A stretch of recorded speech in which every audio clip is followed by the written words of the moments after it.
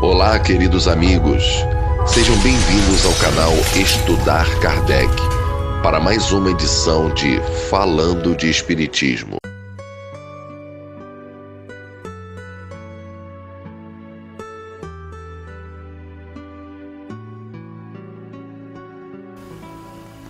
Olá, queridos irmãos, queridas irmãs, mais uma vez aí juntos para um pequeno estudo,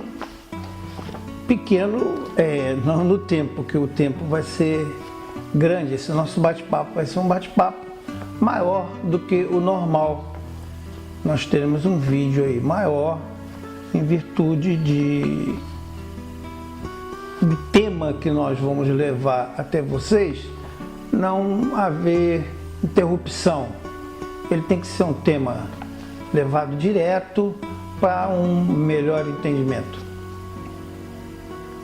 Nós vamos falar hoje para vocês trechos, que nós pegamos de uma entrevista do Divaldo Franco, que está no livro Conversando com Divaldo Pereira Franco, editado pela Federação Espírita do Paraná. É um texto que fala sobre obras espíritas. Já havia comentado em vídeo anterior que nós traríamos esse trabalho para vocês, porque tem crescido muito o número, uma enxurrada de livros aí que a gente está vendo, e muitos deles com certeza não tem nada a ver com o nosso trabalho, o trabalho sério do Espiritismo, do estudo sério do Espiritismo. Tem muita coisas que não são reais, não condiz com uma racionalidade da qual é a base do Espiritismo, E como o texto é comprido, não vamos tomar muito tempo e vamos direto ao trabalho. Pergunta à Federação, a Divaldo Pereira Franco: o movimento espírita tem sido invadido por uma enxurrada de publicações que trazem a informação de serem mediúnicas. Temos visto que os dirigentes, vários deles, não utilizam qualquer critério de seleção doutrinária. O que você aconselha? Divaldo responde: o nosso pudor em torno do indexes expurgatórios da Igreja Romana leva-nos, sem darmos conta, com a tolerância conivente. Como não é lícito estabelecer um mapa de obras que merecem ser estudadas em detrimento daquelas que trazem informações inautênticas em torno dos postulados espíritas, muitos dirigentes inadvertidamente divulgam as obras que prejudicam mais a compensação dos espiritismos que a aclaram. É muito comum dizer, mas ela é muito boa. Então não está existindo, Divaldo deixa bem franco aqui na sua resposta, que não existe por parte dos dirigentes nas casas espíritas, dirigentes de trabalhos, não somente o presidente, mas qualquer outro que tenha essa tarefa lá dentro da casa espírita, não estão antes verificando se é adequado ou não um livro estar lá ou na sua estante para vender, que a gente vê muito hoje dentro das casas espíritas, livrarias. Não há uma seleção criteriosa do que é de fato comunicação espírita, do que essas comunicações banais que a gente vê por aí também. E prossegue: mas muito boa, porém, não uma obra espírita, e no que diz respeito à mediunidade. A mediunidade ficou tão barateada, tão vulgarizada, que perdeu aquele critério que Allan Kardec a estuda no livro dos médiuns. O médium é médium desde o berço. Os fenômenos dos médiuns ostensivos começam na infância, e quando tem a felicidade de receber diretriz da doutrina, torna-se o que Chico Xavier denominava com muita beleza de mediunidade com Jesus. O que equivaleria a dizer a mediunidade ética e mediunidade responsável, criteriosa e mediunidade que não se permite os desvios no momento, os modismos. Mas a mediunidade natural pode surgir em qualquer época e ela surge como inspiração. O indivíduo pode cultivá-la, desenvolvendo-a naturalmente. E a gente vê em muitas casas espíritas sérias aí, né? Ter lá o trabalho de desenvolvimento mediúnico, quanto outras não têm, né? Simplesmente o médium ostensivo tem uma manifestação e logo a seguir já jogam ele lá numa sala, lendo uma série de livros que não tem nada a ver, não passa pelo estudo da doutrina de Kardec e logo em seguida já está ele fazendo suas comunicações através da psicofonia ou então através da escrita, que é o mais comum hoje em dia, mas sem critério também nenhum, de pegar o médium, não analisar direito se ele já está preparado, se ele foi estudioso das obras de Kardec, e já jogam ele lá no, como a gente diz aí popularmente, já joga ele lá no rolo e deixa ele lá fazer o trabalho dele e sai, como a gente tem visto por aí, numa série de informações que não tem nada a ver. Continua ele. Vem ocorrendo uma coisa muito curiosa pela qual alguns espíritas desavisados, de alguma maneira, são responsáveis. Se o livro é de um autor encarnado, não se lê. Porque como se ele não tivesse autoridade de estender os seus conceitos em torno da doutrina. Isso também acontece muito. Quem é? Ah, é fulano de tal, ele ainda está encarnado. Ah, não conheço, mas não leu. E de repente ele está qualificado, e muito bem qualificado, como temos vários aí qualificados para fazer isso, para escrever mesmo um livro, né? Adotam esse livro como um Ved-Mecum, livro de uso muito frequente, que o usuário costuma carregar consigo, trazendo coisas que chocam, porque vão de encontro aos postulados básicos do Espiritismo. Entra agora uma coisa que é profundamente perturbadora: o interesse comercial. Aí ele já está falando lá daquela fábrica de livros aí, grandona que a gente tem, né, que eu não vou citar aqui o nome, que tudo que chega lá eles publicam e jogam e se dane. Eles querem ganhar dinheiro, a coisa é comercial mesmo. Vender o livro sobre a justificativa de que casas espíritas necessitam de recursos financeiros. Para atender às necessidades, vendem obras de autoajuda, de esoterismo, de outras doutrinas, quando deveríamos, prestem atenção que o Edivaldo fala aqui, quando deveríamos cuidar de divulgar as obras do Espiritismo, tendo um critério coerente. E isso a gente vê também, está aí para todo mundo ver. É só visitar algumas casas espíritas e lá na sua livraria, na sua biblioteca, que vocês vão ver livro de tudo quanto é espécie. O que tem menos é de espiritismo. Tive há pouco numa casa aqui no Rio de Janeiro também, onde estava lá a estante da livraria, trazendo obra de vários autores. Pasmem, na última fileira da estante estavam os livros de Allan Kardec. Para cima era só besterol. Aí fica um pouco complicado, né, irmãos? Continuando.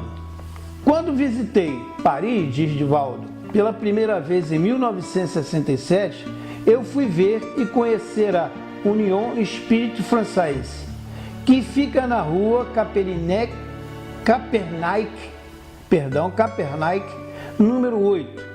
Era período de férias. agosto a setembro.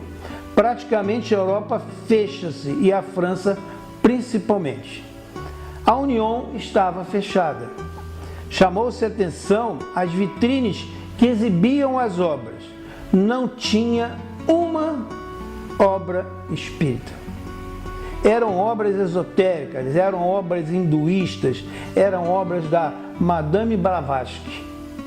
São todas elas respeitáveis, mas não temos compromisso com elas. O nosso compromisso é com Jesus e com Kardec, afirma Divaldo. Sem nenhum fanatismo e sem nenhuma restrição pelas outras obras, que consideramos valiosa para a cultura, para a ampliação do entendimento. Mas temos que optar por conhecer a doutrina que nós professamos. E isso é importante.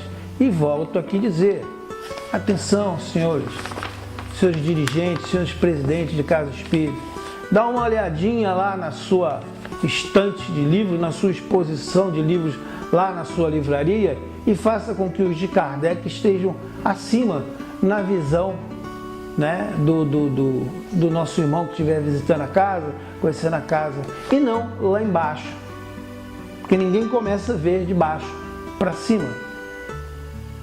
E quando chama a atenção o que está em cima, ele opta por o que ali está. Continuando. O nosso compromisso, diz ele, é com Jesus e Kardec, sem nenhum fanatismo, verificando neste momento essa enxurrada perniciosa, porque saem mais de 50 títulos de obras pseudo-mediúnicas por mês. Repito, saem publicadas 50 obras mensais que são pseudo-mediúnicas. Não tem nada a ver com o nosso trabalho. Pelo menos é o que nos chegam através dos catálogos, tornando-se impossível de ser lidas. Então, uma média que se foi tirado daí. Vocês imaginam 50 obras por mês, né? O que ocorre?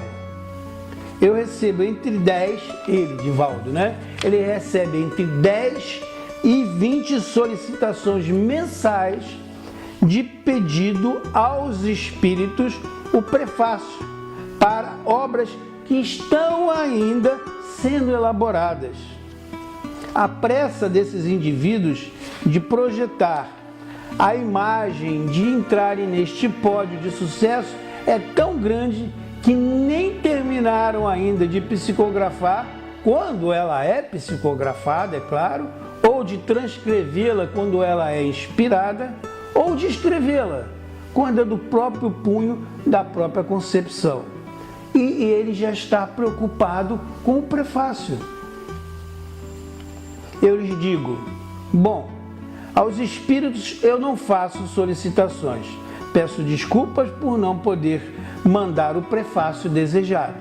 Espere pelo menos concluir o seu trabalho, diz ele. Pode ser que eu morra, pode ser que você morra, e pode ser que o guia reencarne antes de terminar a obra. É uma onda de perturbação para minar-nos por dentro. O codificador nos recorda que os piores inimigos estão no próprio movimento, o que torna muito difícil a chamada seleção natural. Continua ele. Nós deveremos ter muito cuidado ao examinar estes livros. Penso que as instituições deveriam ter uma comissão para lê-los, avaliar a sua qualidade e divulgá-los ou não. Porquanto as pessoas incautas ou desconhecedoras do espiritismo fascinam-se com ideias verdadeiramente absurdas. Tendo ouvido e visto declarações pessoais de médiuns que dizem não serem espíritas e não terem nenhum vínculo, qualquer ismo, são livres atiradores e as suas obras são vendidas nos centros espíritas porque vendem muito. Até, amigos muito queridos, têm a sua livraria nos centros espíritas que frequentam essas obras que são romances interessantes, como antigos romances de Agatha Christie e de M. Delitt e tais. Mas essas obras não são espíritas, embora ditadas por um espírito, mas ditadas no computador.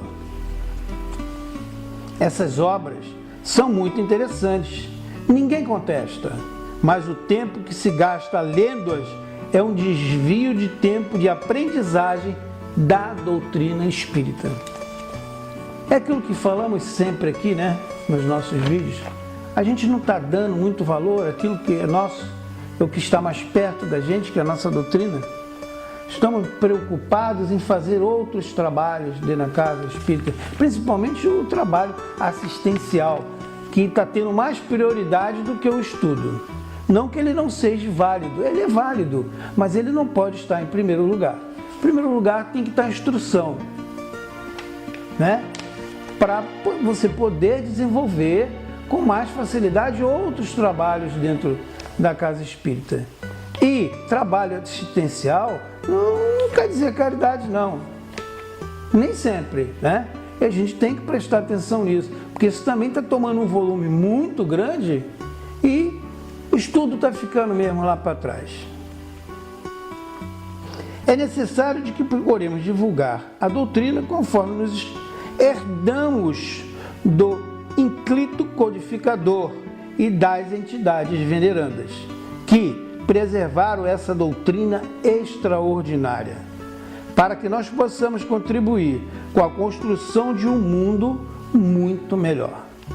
A respeito desses livros, proliferam, me causam surpresa quando amigos com 40, 50 anos de idade, pessoas lúcidas, pessoas cultas, que nunca foram médios, ou pelo menos jamais o disseram, escrevem livros até ingênuos, que nem são bons e nem são maus, e relutam como sendo mediúnicos, e passam a vender porque acham que são mediúnicos.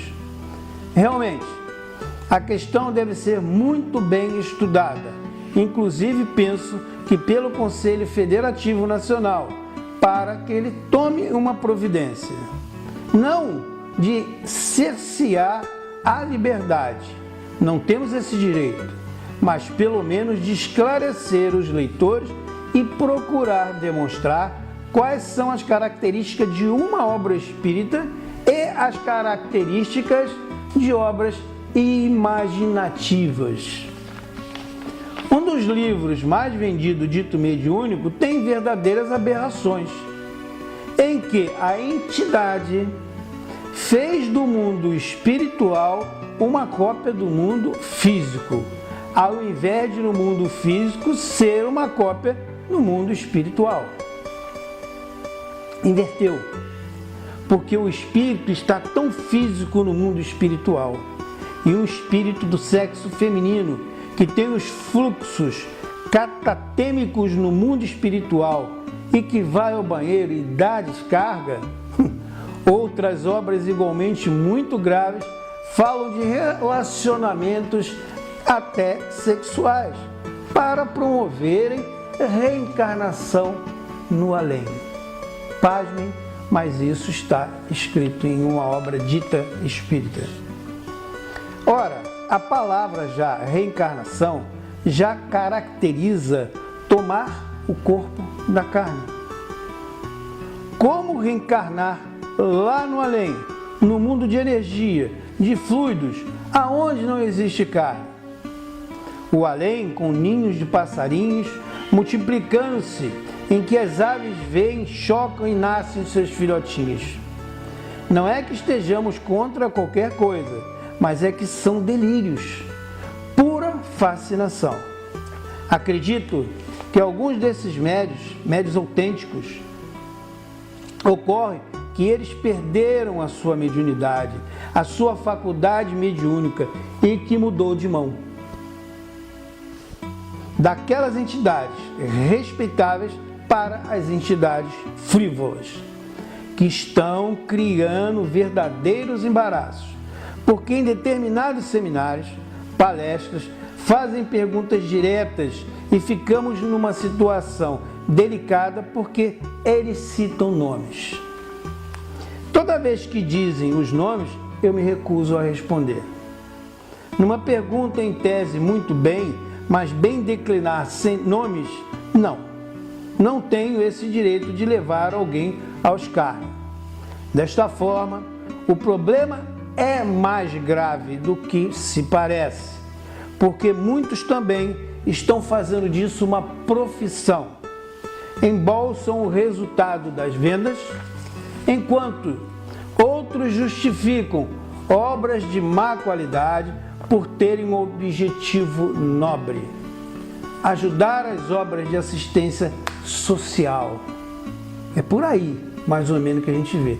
Compra um livro, ajuda aqui, que a gente está montando, a gente vai pintar, a gente vai trocar. Em alguns lugares até se faz, mas em outros a gente vê, né, aquela chamada obra de igreja que é interminável, né? Ajudar as obras assistenciais. Os meios não justificam os fins. Encerra Divaldo aí a sua resposta lá para a federação. E de nossa parte fica aqui também mais uma vez o alerta: vamos ter cuidado em estar montando uma biblioteca dentro da Casa Espírita, vamos ter cuidado em estar falando de outras obras de... Eu já vi livros de obras de espíritos que mal acabaram de desencarnar, já está sendo publicada a obra dele.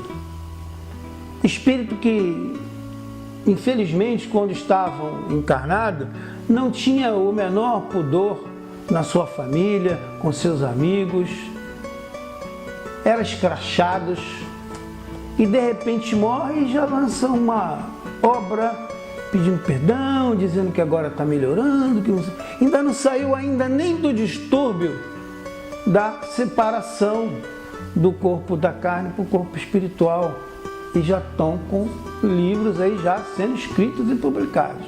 Tem diversos aí, né? Diversos artistas, cantores, e aqui não vamos citar o nome de nenhum deles, mas temos que ter muito cuidado com essas obras ditas, né, espíritas que não são. Ok, meus irmãos? Esse era o trabalho que nós queríamos trazer para vocês a respeito desse enxurrada, como cita bem aqui o irmão no texto, de livros espíritas que estão aí no mercado. No final, iremos colocar para vocês lá o link de onde vocês podem ver que foi tirado esse texto lá na internet, ok? Queridos irmãos, queridas irmãs, um forte abraço a todos vocês, que Deus nos abençoe, até o nosso próximo encontro. Mas não se esqueçam, espiritismo sem estudo é espiritismo sem qualidade. Até o próximo encontro. Tchau, tchau.